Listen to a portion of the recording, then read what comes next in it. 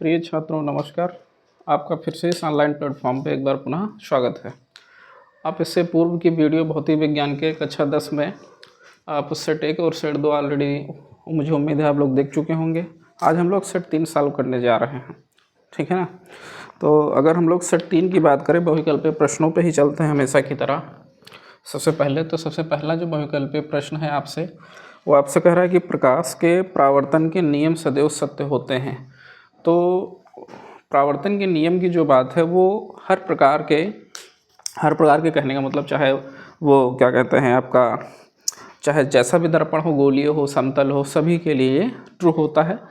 तो इसमें चाहे आप केवल अवतल दर्पण के लिए कह रहे हैं तो ये भी गलत है। केवल अवतल दर्पण के लिए नहीं होता, केवल उत्तल दर्पण के लिए भी नहीं होता, केवल समतल दर्पण के लिए भी नहीं होता। तो इसमें सभी के लिए होता है। या ऐसा कह लो कि इसमें जो विकल्प नंबर डी दिया हुआ है वही आपका सही होगा, अर्थात पहले का विकल्प नंबर डी आपका सही होगा। दूसरे प्रश्न की बात अगर हम लोग करते हैं, दूसरा प्रश्न आपसे कह रहा है किसी वस्तु का आवर्धित काल्पनिक प्रतिबिंब बन सकता है। देखो, आवर्धित भी हो, आवर्धित कहने का मतलब बड़ा हो, वस्तु के मुकाबले, वस्तु के कंपैरिजन में तुलना की जाए तो वस्तु प्रतिबिंब बड़ा हो। आवर्धित का मतलब इतना है, काल्पनिक हो, बड़ा हो और काल्पनिक हो और प्रतिबिंब बन सकता है। तो बड़ा काल्पनिक बनने के लिए आपने जो प्रतिबिंब बनाना सीखा होगा अपने थ्योरी की क्लासों में, तो वहाँ पे प्रतिबिंब बनाने में आप लोगों ने जो छठी स्थिति पढ़ी होगी, चाहे उत्तल लेंस की पढ़ी हो और चाहे अवतल दर्पण की पढ़ी हो, उसमें दोनों स्थितियों में, मतलब अवतल दर्पण के छठी स्थिति में और उत्तल लेंस के छठी स्थिति में, जब वस्तु ध्रुव और प्रथम फोकस के बीच हो लेंस के केस में, प्रकाशिक केंद्र और प्रथम फोकस के केस में हो लेंस के केस में, और अवतल दर्पण में ध्रुव और फोकस के बीच में वस्तु रखी हुई, इस केस में वस्तु हमेशा आवर्धित और काल्पनिक या आभासी प्रतिबिंब बनाता है, ठीक है ना। तो इसमें अगर आपसे कह रहा है तो उत्तल लेंस और अवतल दर्पण, इन दोनों के केस में, अर्थात विकल्प नंबर डी जो दिया हुआ है, डी, ए और सी दोनों कहने का मतलब क्या है, अवतल दर्पण से भी बनता है और उत्तल लेंस से भी बनता है। अवतल दर्पण और उत्तल लेंस दोनों केस में बड़ा और आवर्धित बनता है, आवर्धित और आभासी बनता है। आभासी का मतलब काल्पनिक से ही है। काल्पनिक उत्तल दर्पण में भी बनता है लेकिन उसमें छोटा बनता है। इसी प्रकार विकल्प नंबर थर्ड की अगर हम लोग चर्चा करें, विकल्प नंबर थर्ड में आपसे कह रहा है अत्यधिक उच्च प्रतिरोध वाला पदार्थ है। चालक का प्रतिरोध उच्च होता नहीं है, अगर उच्च होता तो ये चालक ही ना होता। दूसरे में कह रहा है अर्धचालक का भी प्रतिरोध चालक से तो ज़्यादा होता है लेकिन इतना ज़्यादा भी नहीं होता। अतिचालक में तो प्रतिरोध शून्य ही होता है, चूँकि अतिचालक वो होता ही है जिसका प्रतिरोध शून्य हो। विद्युत रोधी जिसमें विद्युत धारा प्रवाहित ही ना हो, अर्थात प्रतिरोध बहुत ज़्यादा हो। तो अत्यधिक उच्च प्रतिरोध वाला विकल्प नंबर डी इसमें भी ही होगा, तीसरे वाले में भी डी ही होगा, ठीक है ना। इसमें आपसे जो कह रहा है विद्युत रोधी, उसकी बात कर रहा है, विद्युत रोधी, ठीक। तीसरे की बात, विकल्प नंबर 4 की अगर हम लोग बात करते हैं, विद्युत शक्ति की इकाई है। तो विद्युत शक्ति पावर की इकाई आपकी वाट होती है, वाट। विकल्प नंबर बी, इसका जो आंसर है वाट। अगला जो सवाल आपसे कह रहा है, सवाल नंबर 5 विकल्प में 5वें नंबर का सवाल, वो आपसे कह रहा है किसी विद्युत केतली में प्रवाहित धारा 3 गुनी कर देने पर, धारा पहले आई रही होगी, उसको उठा करके कितना कर दें, मान लो पहले आई रही होगी, अब उसको उठा करके आई की आई डैश कर दिया, मान लिया 3 पहले आई रही होगी, अब आई की 3 गुनी कर दी, मान लेते हैं कि आई डैश हो गई, 3 गुनी कर दी गई है। तो केतली में उत्पन्न उष्मा की मात्रा क्या होगी, केतली में उत्पन्न उष्मा की मात्रा, तो उत्पन्न उष्मा एच बराबर होता है आई स्क्वायर आर इंटू टी। तो यहाँ से साफ देख रहे हैं एच जो है आई स्क्वायर के डायरेक्टली प्रोपोर्शनल है। तो अगर आई डायरेक्टली प्रोपोर्शनल है तो यहाँ से धारा को अगर 3 गुना कर दोगे तो 3 आई का होल स्क्वायर, तो यहाँ से निकल के आपका क्या आएगा, 9 आई स्क्वायर।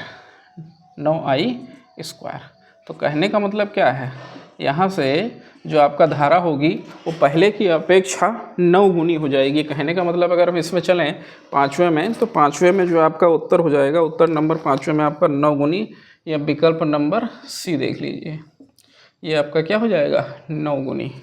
विकल्प नंबर 6 की बात कर रहा है, कह रहा है एक व्यक्ति दूर स्थित वस्तुओं को स्पष्ट रूप से देखने में असमर्थ है, दूर नहीं देख पा रहा है। दूर नहीं देख पाने का कारण सिंपल सा ये है कि उसको दूर दृष्टि में प्रॉब्लम है। तो दूर दृष्टि में प्रॉब्लम किस प्रकार के दोष में हो सकता है, आपने पढ़ा होगा दूर दृष्टि दोष में अगर दूर की वस्तुएं स्पष्ट नहीं दिखाई देती, दूर की दृष्टि में प्रॉब्लम है, इसका मतलब ये निकट दृष्टि दोष होगा, क्योंकि निकट दृष्टि दोष में ही दूर की वस्तुएं हमको दिखाई नहीं देती हैं और पास की वस्तुएं हमको दिखाई देती हैं। तो इसमें जो निकट दृष्टि दोष विकल्प नंबर बी दिया हुआ है वो सही होगा, छठे का बी, निकट दृष्टि दोष। निकट दृष्टि दोष, निकट दृष्टि दोष। सवाल नंबर 7 या विकल्प नंबर 7 में कह रहा है कि एक अवतल दर्पण किसी वस्तु का आभासी, एक अवतल दर्पण किसी वस्तु का आभासी उल्टा और अत्यधिक छोटा, याद कीजिए आप लोग, अवतल दर्पण के केस में पहली स्थिति में जब वस्तु अनंत पे रखते हैं हम लोग तो प्रतिबिंब फोकस पर और बहुत ही छोटा बनता है, लेकिन कब बनता है, जब वस्तु अनंत पर होती है। तो अगर हम इसमें बात करें 7वें का विकल्प नंबर डी, जब वस्तु अनंत पर हो तो प्रतिबिंब बहुत ही छोटा बनता है, तो प्रतिबिंब बहुत ही छोटा बनता है जब वस्तु अनंत पे होती है, और उल्टा भी होता है और वास्तु भी बनता है। ठीक, तो ये तो 7 विकल्प आपके हो गए। अगर हम लोग वर्णनात्मक प्रश्नों पे चलें, वर्णनात्मक प्रश्नों में प्रश्न नंबर 1 की बात अगर हम लोग करें, वर्णनात्मक प्रश्न में प्रश्न नंबर 1 पे चर्चा अगर हम लोग सबसे पहले करें तो एक प्रश्न आपसे कह रहा है, कह रहा है अवतल दर्पण के किन्हीं 2 उपयोगों को लिखिए। अवतल दर्पण के किन्हीं 2 उपयोगों की लिखिए। तो अवतल दर्पण के बहुत सारे उपयोग हैं, आप कोई 2 उपयोग इनके लिख सकते हैं। अवतल दर्पण का उपयोग ये कह सकते हैं कि अवतल दर्पण का उपयोग आप सैलून वगैरह में देखोगे तो वहाँ पे किया जाता है, सैलून वगैरह में, बार्बर की दुकानों में इसका उपयोग किया जाता है अवतल दर्पण का उपयोग। दूसरी चीज़ आप कह सकते हो इसको, अवतल दर्पण के उपयोग में प्रकाश किरणों को एक बिंदु पर केंद्रित करने के लिए भी किया जाता है अवतल दर्पण का उपयोग। तो 2 उपयोग आप इसके लिख सकते हैं। अवतल दर्पण से प्रतिबिंब बनाने के लिए किरण आरेख खींचिए। अवतल दर्पण से प्रतिबिंब बनाने के लिए किरण आरेख खींचना है। तो किरण आरेख खींचना है, जिसमें से पहली बात आपसे कह रहा है, पहली शर्त आपसे कह रहा है, जब वस्तु वक्रता केंद्र, जब वस्तु अनंत एवं वक्रता केंद्र के बीच हो। जब वस्तु, स्थिति नंबर 1 आपको जो सवाल में दिया हुआ है, जब वस्तु अनंत व वक्रता केंद्र के बीच हो, वक्रता केंद्र के बीच हो, अवतल दर्पण के केस में बनाना है। तो अवतल दर्पण के केस में पहले अवतल दर्पण आप बना लीजिए। अवतल दर्पण एक ऐसा दर्पण जिसका उभरे वाले भाग पे पालिश और धंसे वाला भाग आपका परावर्तक तल हो, ऐसे दर्पण को हम लोग अवतल दर्पण कहते हैं। ये अवतल दर्पण का ध्रुव हो गया और ये अवतल दर्पण की मुख्य अक्ष हो गई, और ये फोकस F और ये वक्रता केंद्र C। तो वस्तु को हमको रखना कहाँ है, अनंत और वक्रता केंद्र के बीच। चलो कहीं यहाँ पे रख देते हैं, अनंत आपका कहीं इधर होगा, तो ये अनंत और वक्रता केंद्र के बीच रख दिया। एक प्रकाश किरण, जो प्रकाश किरणें आपके नियम पर पढ़े होंगे उसमें से कोई 2 नियम यूज कर लीजिए, क्योंकि मिनिमम 2 प्रकाश किरणों की ज़रूरत पड़ेगी। तो एक प्रकाश किरण मैंने ले ली समांतर जाने पर कहाँ से निकलती है, मुख्य फोकस से निकल जाती है, कुछ इस तरीके से। ठीक, नियम नंबर 1 ले लिया। एक हम मन करें तो फोकस से ले सकते हैं, एक फोकस से ले लो, फोकस से जाने के बाद क्या हो जाती है, आपकी मुख्य अक्ष के समांतर हो जाती है। फोकस से जाने के बाद मुख्य अक्ष के क्या हो जाती है, ये समांतर हो जाती है। इसको थोड़ा इधर बना दें, ये आपका C है। तो प्रतिबिंब ये आपका जाके बनेगा, कहाँ पे बनेगा, जब वस्तु वक्रता केंद्र C और अनंत के बीच में हो, तो प्रतिबिंब आपका C और F के बीच बनता है। इसकी डायरेक्शन भी शो कर दीजिए इस तरीके से। तो दूसरी चीज़ आपसे इसमें कह क्या रहा था, तो एक तो किरण आरेख बन गया। अगर आपसे पूछ भी रहा है पूरी बातें लिखने के लिए तो आप लिख भी सकते हैं। क्या लिख सकते हैं, प्रतिबिंब की स्थिति कहाँ पे बनेगी, ये वस्तु मान लेते हैं, आपकी वस्तु है ये AB और ये प्रतिबिंब है मान लेते हैं A', B'। पूरी बातें अगर आपसे पूछता है तो भी आप लिख सकते हैं कि प्रतिबिंब का आकार कैसा होगा। तो प्रतिबिंब वस्तु की अपेक्षा छोटा बनता है, उल्टा बनता है और वास्तविक बनता है। दूसरा में कह रहा है जब वस्तु फोकस एवं दर्पण के ध्रुव के बीच हो।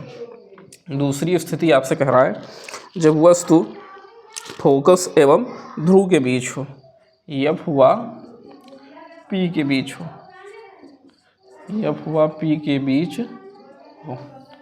तो एफ व पी के बीच वस्तु ले लीजिए, एक प्रकाश एक अवतल दर्पण ले लीजिए, और ये आपका ध्रुव है P, और ये फोकस F है, और ये वक्रता केंद्र C। तो आप F और P के बीच में वस्तु ले लीजिए। तो F और P के बीच में एक वस्तु ले लीजिए, एक प्रकाश किरण समांतर रख दीजिए, और इस समांतर जाने वाली किरणें मुख्य फोकस से निकलती हैं। ये रूल है आपका। दूसरी किरण, एक किरण ये ले लीजिए कि ध्रुव से प्रकाश किरणों को जितने कोण पर आपतित कराते हैं उतने ही कोण पर क्या हो जाती है, परावर्तित हो जाती है। तो दोनों परावर्तित किरणें एक दूसरे से फैलते हुए कुछ इस तरीके से निकलती हैं। ये परावर्तन के बाद तो एक दूसरे से मिलने वाली है नहीं। तो ऐसी स्थिति में जब परावर्तन के पश्चात किरणें आपस में मिलती नहीं हैं तो उनको दूसरी तरफ बढ़ा करके हम लोग मिलाते हैं। दूसरी तरफ बढ़ा करके कुछ इस तरीके से हम इनको मिलाते हैं, और दूसरी तरफ बढ़ा करके जब मिलाते हैं तो इस तरीके से जो प्रकाश की किरणें खुद ब खुद न मिलती हैं तो इनको पीछे बढ़ाने पर जो हमको प्रतिबिंब प्राप्त होता है उसी को हम लोग आभासी प्रतिबिंब कहते हैं। तो इस स्थिति में आपका आभासी प्रतिबिंब बनता है, जो कि स्थिति नंबर आपकी 6 है। इसमें भी आप कह सकते हैं जो प्रतिबिंब होगा, अभी कुछ देर पहले एक विकल्प प्रश्न में भी मिला था कि आवर्धित प्रतिबिंब, तो अवतल दर्पण द्वारा आवर्धित और काल्पनिक प्रतिबिंब ये बना आपका, ठीक है ना। इसी तरीके से उत्तल लेंस में भी बनता है, आवर्धित बनता है और वस्तु से बड़ा बनता है। तो इसमें भी बता सकते हैं बड़ा बना है, काल्पनिक बना है, काल्पनिक या आभासी कह सकते हो, और दर्पण के दूसरी तरफ बना है, दर्पण के पीछे कह लो। तो ये तो हो गया प्रश्न नंबर पहले का, वर्णनात्मक प्रश्न में पहला। दूसरे में आपसे कह रहा है कि अपवर्तन के नियम लिखें। अपवर्तन के नियम क्या है? तो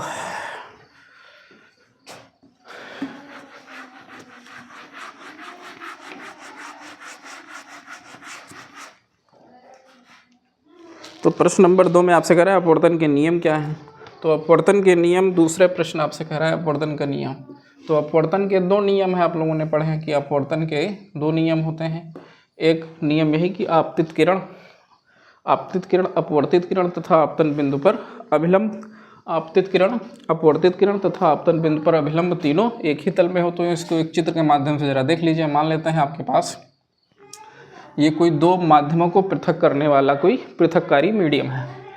यहाँ से हमने एक प्रकाश किरण इस पर गिराई, ऊपर मान लेते हैं आपके पास कोई वायु माध्यम है, वायु माध्यम से प्रकाश किरण ये आपका अभिलंब है।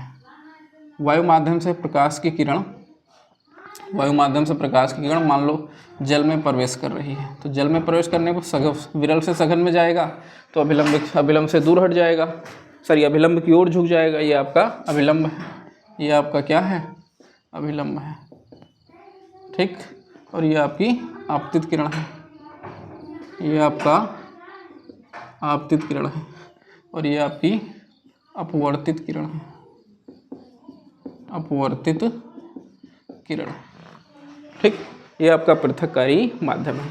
तो पहला नियम यही है आपकी कि आपतित किरण, अपवर्तित किरण तथा आपतन बिंदु, ये आपका आपतन बिंदु है, आपतन बिंदु।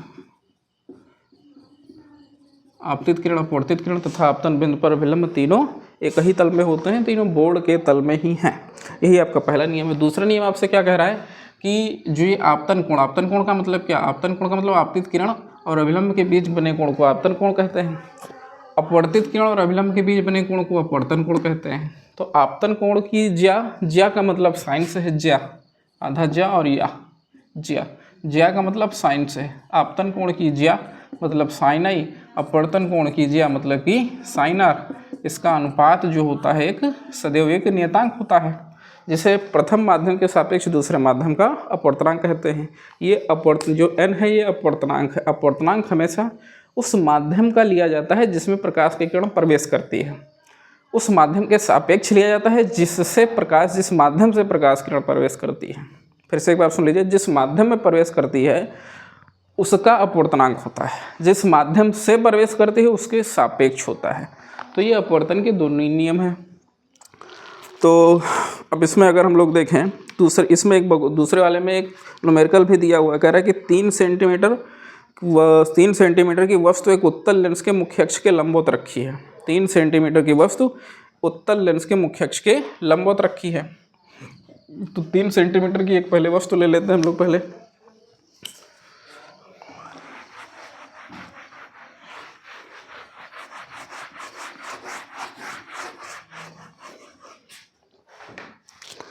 तो 3 सेंटीमीटर लंबाई की वस्तु की लंबाई को हम लोग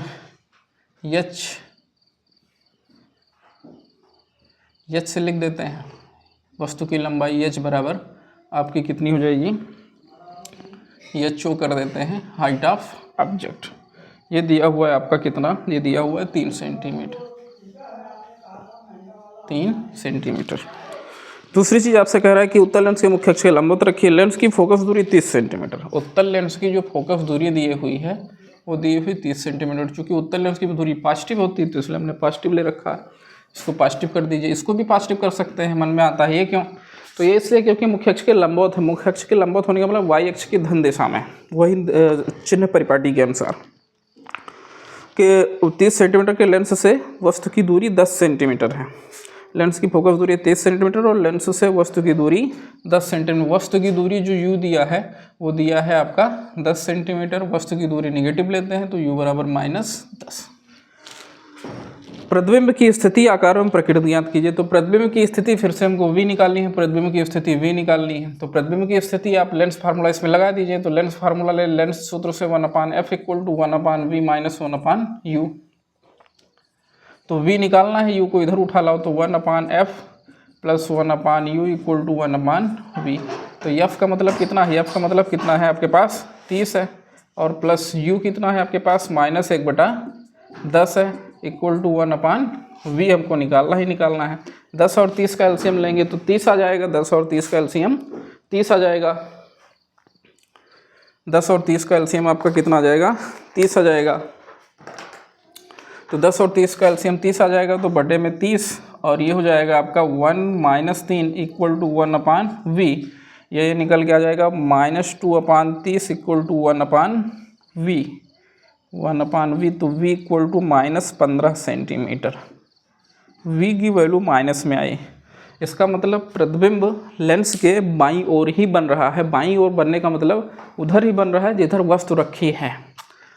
तो इस केस में आप देखोगे कि वस्तु प्रतिबिंब उधर ही बन रहा है जिधर वस्तु रखी है। इसका मतलब सिंपल सा ये है कि ये आपकी छठी स्थिति की ही बात हो रही है। जो छठी स्थिति आपने पढ़ी थी कि जब वस्तु P और F के बीच में हो, मतलब प्रतिबिंब आवर्धित बनेगा, निगेटिव है उसी डायरेक्शन में बनेगा। उसी डायरेक्शन में कहने मतलब जिस ओर वस्तु है, अर्थात बाईं ओर, लेंस के प्रकाशिक केंद्र के बाईं ओर बनेगा। तो ये तो हो गई प्रतिबिंब की स्थिति। तो प्रतिबिंब की स्थिति पूछ रहा था, आकार एवं प्रकृति पूछ रहा है। तो आकार प्रकृति पूछ रहा है, इसका मतलब हमको सिंपल सा आपका इसका आवर्धन निकालना पड़ेगा। तो आवर्धन निकाल लेते हैं। आवर्धन m = hi/ho, height of image upon height of object = v/u। प्रतिबिंब की दूरी बटे में वस्तु की दूरी। तो जो चीज़ हमको पता है उसको हम निकाल लेते हैं। हमको निकालना क्या है, हम निकाल लेते हैं। आकार निकालने के लिए क्या करेंगे भैया, आपको पता है hi/ho = v/u। तो hi हमको निकालना है। तो hi = v का मतलब कितना है, v हमने निकाला है -15। v है आपके पास -10, और ho ये 3 सेंटीमीटर दिया हुआ हमको × 3। तो ये हो जाएगा, माइनस से माइनस ख़त्म हो जाएगा। ये बचेगा आपके पास 5 दूनी 10, 5 3 15, तो 3 त्रिक 9/2 hi। तो hi = हो जाएगा 4.5। जो प्रतिबिंब की लंबाई आ जाएगी वो आपकी आ जाएगी 4.5 सेंटीमीटर। कहने का मतलब वस्तु की लंबाई आपके पास 3 था, प्रतिबिंब की लंबाई कितनी है, 4.5 है। तो आप खुद ब खुद देख सकते हैं कि प्रतिबिंब वस्तु की तुलना में बड़ा है।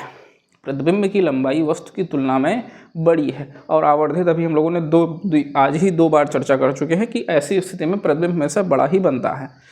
और प्लस में आया है, प्रतिबिंब की लंबाई प्लस में आने का मतलब क्या है, वाई अक्ष की धनात्मक दिशा में है ये। तो ये तो हो गए प्रतिबिंब की आकार। तो ये तो प्रतिबिंब की स्थिति हो गई। यहाँ पे एक लाइन आप लिख भी सकते हैं कि अतः प्रतिबिंब लेंस के बाईं ओर 15 सेंटीमीटर की दूरी पर बनेगा। यहाँ पर भी अतः प्रतिबिंब का आकार वस्तु की अपेक्षा बड़ा है, या वस्तु से अगर तुलना किया जाए तो वस्तु आपकी 3 सेंटीमीटर की और प्रतिबिंब 4.5 सेंटीमीटर का है। तो वस्तु के आकार में क्या है, प्रतिबिंब वस्तु से बड़ा है। दूसरी चीज़ क्या चाहिए आपको, और आपसे पूछ रहा है क्या, आकार हो गया। प्रकृति, हाँ प्रकृति भी यहाँ से बता सकते हैं। प्रकृति के लिए आपको आवर्धन निकालना होगा, तो आवर्धन भी निकाल लीजिए, सॉरी m की वैल्यू निकाल लो यहाँ से। तो आवर्धन m बराबर आ जाएगा यहाँ से, आवर्धन m बराबर ये आया है आपके पास कितना, ये आया है v की वैल्यू रख दो यहाँ पे। v की वैल्यू किधर गई, v की वैल्यू आई है अपने पास -15 और अपान में u आया है आपके पास, u किधर गया, u है आपके पास -10। तो ये कट जाएगा, तो ये आ जाएगा m इक्वल टू +1.5। अब आवर्धन प्लस में आया आवर्धन प्लस में आ रहा है, इसका मतलब प्रतिबिंब आभासी ही है। तो यहाँ से आपको प्रतिबिंब की स्थिति मिल गई, ये आपकी प्रतिबिंब की स्थिति मिल गई। यहाँ से आपको आकार मिल गया, 3 चीज़ें पूछ रहा था। और यहाँ से आपको प्रकृति मिल गई जो कि कैसी है, आभासी। यहाँ से आपको प्रकृति मिल गई जो कि आपकी आभासी है। ये 3 बातें आपसे पूछ रहा था इसमें।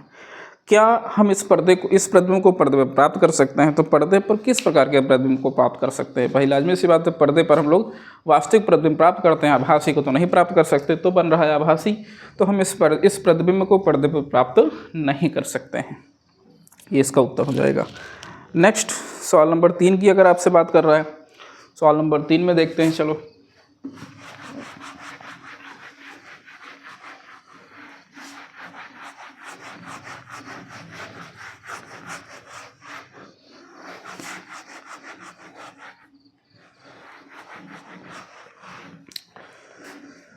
सवाल नंबर 3 में आपसे कह रहा है ओम का नियम लिखिए।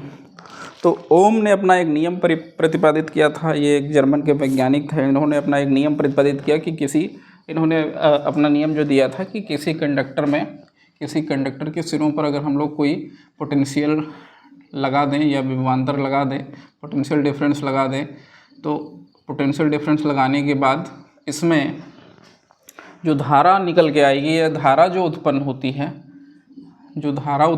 है इसमें, वो और लगाए गए पोटेंशियल, मतलब उत्पन्न धारा और लगाए गए पोटेंशियल के बीच में जो रिलेशन होता है वो किस प्रकार का है, वो कैसे रिलेशन है, इसी के संबंध में इन्होंने अपना नियम दिया था। इनके नियम के अनुसार अगर हम लोग चलें तो इन्होंने एक ये सर्किट तैयार की थी पूरी अपनी, और फिर इस हिसाब से प्रैक्टिकल करके इन्होंने पूरा बताया था कि अगर किसी कंडक्टर के सिरों पर अगर हम लोग विभवांतर या पोटेंशियल डिफरेंस अप्लाई कर दें, तो जो पोटेंशियल डिफरेंस अप्लाई कर रहे हैं उससे जो करंट उत्पन्न हो रही है उन दोनों का रेशियो सदैव या हमेशा एक कांस्टेंट होता है। क्या होता है? कांस्टेंट होता है, जिसको हम लोग R से लिखते हैं, और उस R को ही हम लोग बोलते हैं रेजिस्टेंस ऑफ द वायर या चालक का प्रतिरोध।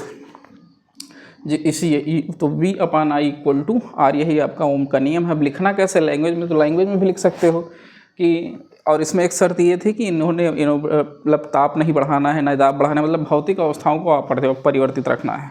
तो इसको लिखना चाहो तो आप ऐसे लिख सकते हो कि यदि किसी चालक की भौतिक अवस्थाएं अपरिवर्तित रखी जाएं, तो उस चालक के सिरों पर लगाया गया विभवांतर तथा उससे उत्पन्न प्रवाहित धारा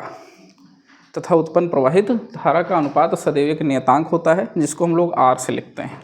इसी R को हम लोग चालक का प्रतिरोध कहते हैं। तो ये आपका ओम का नियम है।